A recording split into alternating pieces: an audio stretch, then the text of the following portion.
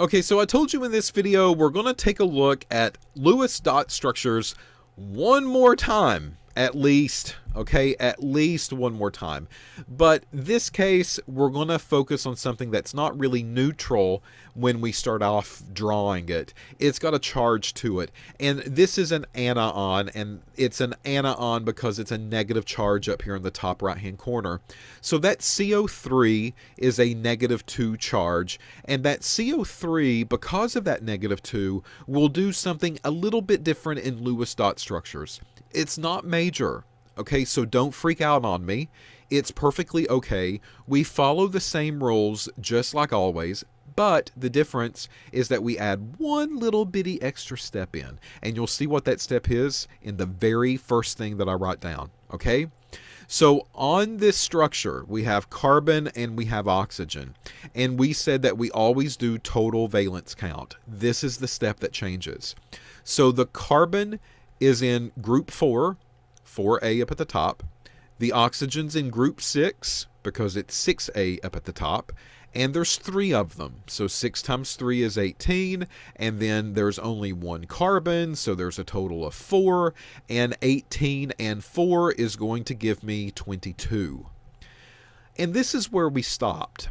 And we went on and we determined the center. We determined what went around it in the next step. Well, we're going to do that too here. But there's a difference. There's something I can't forget about, and that is the charge up here at the very top, and that is listed as a -2. So what this -2 means is that it has gained 2 electrons than what it normally would have had, right? It's gained 2 electrons because that's the only way that it can gain extra negatives. And it's gained 2 extra negatives. So therefore 2 electrons has came into its home. And now it's boarded up in a bedroom not paying any rent. Well, that CO3 molecule has to account for that. So it's gained 2 electrons. So therefore I have to add 2 onto the base number. That base number was 22. That was just the carbon and the 3 oxygens. But this -2 caused the difference, and this gives me a total of 24. 24 is the number I'm going to go with, not 22. And that 24 again is because 2 extra came from the top charge that I'm seeing listed on that ion. Well, just like before, I figure out my center. Carbon has a lower group number and it only shows up once. Oxygen goes around it, so there's 3 of them. I'm just going to kind of equally draw them around, and I connect everything to that center carbon. So there you go. In doing that, I have taken away how many? Yes, 2, 4, 6. Each line represents 2. So I'm going to take 6 away from 24. What do you get when you take 24 minus 6? Good job for you if you said 18, because that's what you get. So I've got 18 dots that I'm going to have to put around the oxygens first. I told you work on the outsides and then worry about the center ones last. All right, so here we go.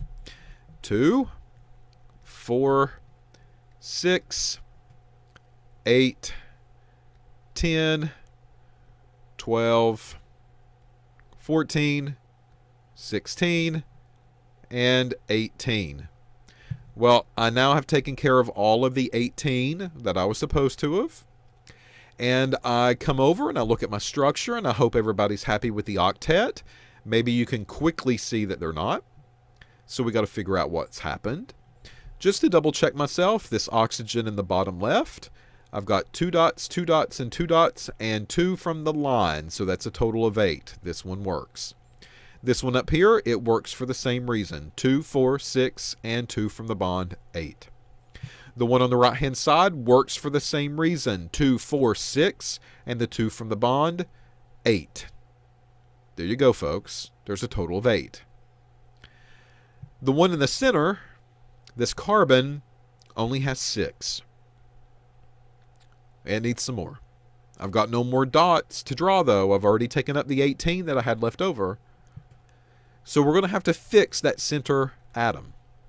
And if you go back and look at your previous example with CO2, you'll know how we do it.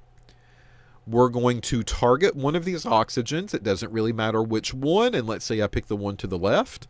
We're going to erase two of the dots. And then we're going to draw an extra line in between them. That does not change the oxygen number. If you double check that oxygen, 2 dots on the left, 2 dots on the right, 2 from the first line, 2 from the second line. That's a total of 8. That did not affect it. It also didn't affect the top oxygen or the right-handed one. I didn't do anything to those. Those were good to go the way that they were. I didn't mess with them, so they're still good to go the way that they are. And now the carbon in the center. I've got 2 on the top, 2 over on the right, 2 from the first line on the left, 2 from the second line on the left. This gives me 2, 4, 6, and 8. Everything meets the octet at this point. But here's the thing. You had a choice of what you want it to do, didn't you? We chose to do the oxygen that's down there at the bottom left-hand corner. But other people could have chose to do something different. So I'm going to give you some options here on the screen. Any one of these would be correct. There is no wrong or right answer. Whichever oxygen you targeted, let's say you did the one up here at the top, you erased those 2 and you drew the double bond there. Or in the other example, let's say that you targeted the one on the right-hand side and you drew the bond there. Either one of those folks are okay. All of those are basically the same thing that I just did up at the top. I just went left-handed, probably because I'm left-handed. You could have went right-handed. You could have went on the top. It doesn't really matter. All of these are choices. So whenever you have choices that you can make in the Lewis dot structure, we have a proper term for that. And that is called a resonance form. Okay? So CO3 has 3 resonance forms. And those are represented on your screen right now. The one on the top, the one on the left, and the one on the bottom. Resonance forms. That's all that means. So whenever you see that term, do not let that throw you off. Do not allow that to make you think that you do not know how to solve this problem. Because a resonance form is a fancy word that means you've got a choice, draw one of the choices. Or draw all 3 resonance forms. Meaning, they just don't want the one choice from you. They want all the choices represented on a sheet of paper. That is what they're after. Okay? So, don't let it be complicated. A resonance form is a fancy word that means choice. We have 3 choices for CO3. Therefore, we have 3 resonance forms for CO3. However, this is not quite complete. What they like for you to do with these, because they are charged up here, you see that -2, they like for you to draw brackets around this structure, and they like for you to write the -2 up here in the top right-hand corner. That just symbolizes that it was a charged compound, and we did include those 2 electrons in the structure that you are seeing written in the brackets. So I would do it down here too. I would draw a bracket here and put a -2, and then here I would draw a bracket on each side, and I would write a -2 up there as well. So that is just kind of prim and proper. That's just something that we do. We like to see that whenever possible. But those are your 3 choices that you have when it concerns CO3. All right, now there's one more piece to this puzzle. I've talked about resonance forms, and there's 3 resonance forms. So there is another term that you need to be aware of, and this is a representation of all 3 at once. If you don't want to take the time and do 3 separate drawings like this, what you can do is you will go in and you'll draw this carbon with the oxygens on each side, just like this, and you had those dots that are right there. And I'll do the ones on the top.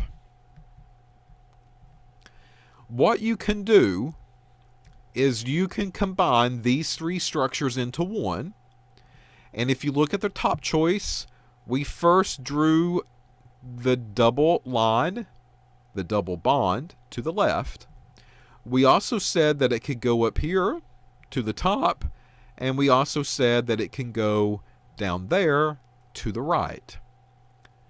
Folks, this is a representation of what we call a resonance hybrid. So a resonance form and a resonance hybrid. The hybrid is a representation of all three of them. And the dotted line is telling me where this double bond could be if given a chance. And to be honest with you, the resonance forms, they never really truly exist. All right, these are great to write down on a sheet of paper. These are great to talk about, but the actual structure is nothing like either one of these. Okay, the actual structure is more like the hybrid. It kind of takes these three forms and it morphs them all together, and it gives me something a little bit different. And it's not a true single bond, but yet it's not a true double bond. It's kind of somewhere in the middle. And wherever those choices are at, I see those areas of the structure being affected. So this is what we call the resonance hybrid. And we call it the hybrid because it takes all three of these forms in CO3's case, and it gives it to me in one drawing. And then I can make my decision on how I want to represent it. If I do want to fully draw this bond right there and get rid of those two electrons, then I can do that. That is my choice. That is my prerogative of what I need to do with it. But it's giving me the options. It's showing me where these double bonds could be represented. Does this affect Vesper shape? And the answer is no. Okay? If you take a look at this structure, there are three things attached to the center, and there are no free pairs of electrons on the center, right? So I'll go back to this Vesper chart, and I need to find 3 and 0. And when I do, right here is 3, and right there is 0. That means that this structure is trigonal planar. Okay? So trigonal planar. Is the molecule polar? And the answer is, of course. Okay, this molecule is polar. I see the oxygens all have 6 all the way around them, but you know, in this hybrid case, we had to erase 2 dots to draw an extra line.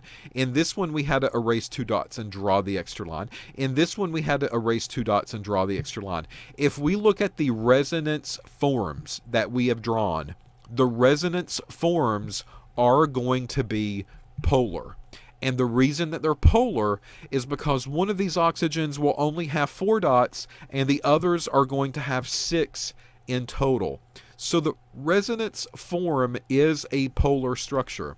If you look at the shape of trigonal planar, I'm going to erase this markout area right over here. There we go. It looks like traditionally this thing would have an equal bearing on each other, right? And normally it would. The horse on the top would kind of cancel out the one pulling toward down left and down right. This thing would kind of cancel out for the most part. But just because that this was a hybrid, and because we had this double bond characteristic, this trigonal planar molecule is going to be polar in this case. If these were all single bonds the way around, then no, we wouldn't have to worry about it. But this time it would be. All right, so that's where this video is going to stop.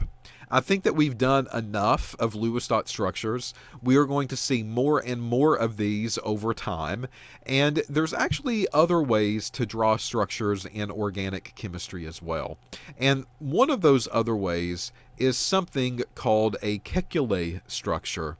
And another one is going to be called a condensed structure. So we're going to talk about these representations in the next video. We're going to talk about how we draw these on a sheet of paper and what they mean and how I need to interpret it, because again, these are going to be very important in the world of organic. So stay tuned, don't take a break, keep taking notes. We are getting through these lecture topics one at a time. I know it might be kind of boring for you, because you're like, this is a rehash of everything I already know.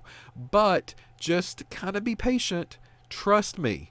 Put on your seatbelt. Make sure it's fastened, because once this ship takes off, it's going to be really hard to catch up with it unless you're ready for it. So come back, take some notes, listen to me gabble another 20 minutes or so, and we'll work through what a calculae and a condensed structure actually is.